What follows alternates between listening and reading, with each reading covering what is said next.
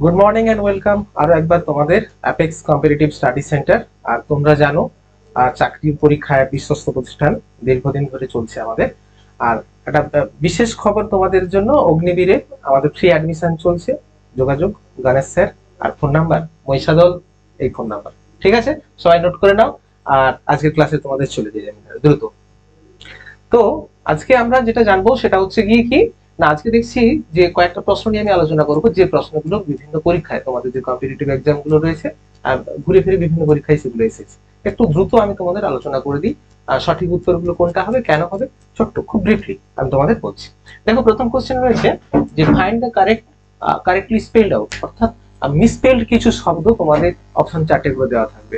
সেখান থেকে তোমরা জানো যেটা কারেক্ট অ্যান্সার, অর্থাৎ যেটা কারেক্ট স্পেলিং, সেইটা তোমাদের চুজ করতে হবে। আর প্রথমে আমরা দেখছি জুরিসডিকশন রয়েছে, বিভিন্ন স্পেলিং গুলো দিয়েছে। আমরা সঠিকটা দেখে নেই। সঠিকটা হচ্ছে আমাদের যে সঠিকটা অপশন সি। অপশন সি হচ্ছে জুরিসডিকশন আমাদের কারেক্ট স্পেলিং এ রয়েছে। ঠিক আছে, এরপর দেখছি আমরা যে ফিল দ্য ব্ল্যাঙ্কস, শূন্যস্থান পূরণের জন্য রয়েছে। অর্থাৎ কি রয়েছে দেখি, the train had left before dash the station.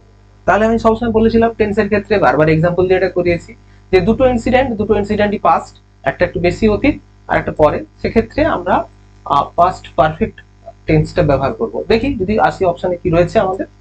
তো বলছে দ্য ট্রেন হ্যাড লেফট, অর্থাৎ পাস্ট পারফেক্ট দেওয়া রয়েছে, before I dash the station, তাহলে কি হবে, reached. Before I reached the station, আমরা জানো। যেটা দেখি চুজ দ্য কারেক্ট প্রিফিক্স, সঠিক প্রিফিক্সটা কি হবে। বলছে গ্রেটফুল, মেন শব্দটা রয়েছে গ্রেটফুল। তো প্রিফিক্স মানে শব্দের আগে বসে, আর সাফিক্স হলে মূল যে শব্দ রুট ওয়ার্ডে পরে বসে। তো প্রিফিক্স মানে আগে বসবে, তার মানে কোনটা বসবে, ডিস, আন, ইন, এন। মানে ডিসগ্রেটফুল, আনগ্রেটফুল, ইনগ্রেটফুল, ইনগ্রেটফুল, কোনটা? খুবই সহজ, তোমরা জানো এটা হচ্ছে আনগ্রেটফুল। ঠিক আছে, অকৃতজ্ঞ, এরকম।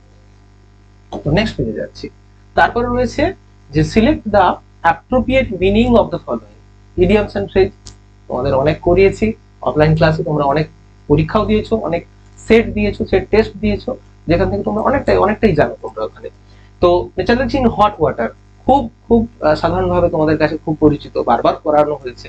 সেখানে হচ্ছে ট্রাভেল উইথ সামওয়ান, অর্থাৎ একটু ঝামেলা, একটু বিবাদ, একটু গন্ডগোল, এরকম রয়েছে। তো পরের কোশ্চেনটা আসছে, বলছে ফিল ইন দ্য ব্ল্যাঙ্কস। বলছে when the principal enter the class, when the principal enter the class, যখন প্রিন্সিপাল ক্লাসে প্রবেশ করলেন, আর student dash on the blackboard, তখন কি দেখছে যে স্টুডেন্ট ব্ল্যাকবোর্ডে রয়েছে।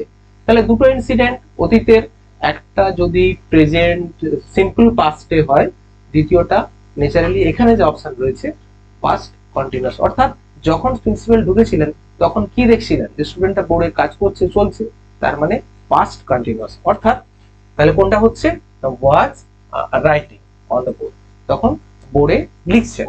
ঠিক আছে, পরেরটাতে আসছে ফিল ইন দ্য ব্ল্যাঙ্কস। বলছে Columbus dash America, Columbus dash America, তাই তো আবিষ্কার করেছিলেন। তোমরা জানো যে আমেরিকাকে তিনি, এখানে একটা শব্দ বলে দিই, এই ডিসকভার এবং ইনভেন্ট, এই দুটোর মধ্যে একটু ডিফারেন্ট রয়েছে। ডিসকভার মানে কিছু ছিল, আমরা কোনো কিছু যেটার অবস্থান ছিল পৃথিবীতে ছিল খুঁজে বের করা।